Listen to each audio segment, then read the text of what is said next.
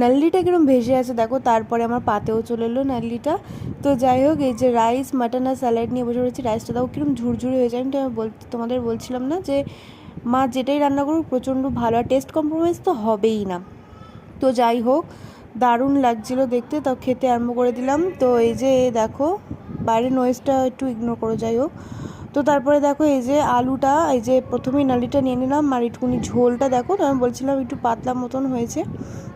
আর এই যে আলুটা দেখো জাস্ট একদম নরম তুলতুলে, আর মাটনটাও নরমই হয়। তোমাদের অনেকবারই দেখিয়েছি আমার মা যখনই মাটন করে প্রচণ্ড নরম হয়, আর এরকম সুন্দর একটা মানে মানে দারুণ একটা হয়। আর থিকনেসটা দারুণ হয়েছিল, আমার খুব ভালো লাগছিলো। পেঁয়াজ দিয়ে উফ, গরসটা জাস্ট অসাধারণ। কড়াইশুঁটি দিয়ে রাইস দারুণ লাগে।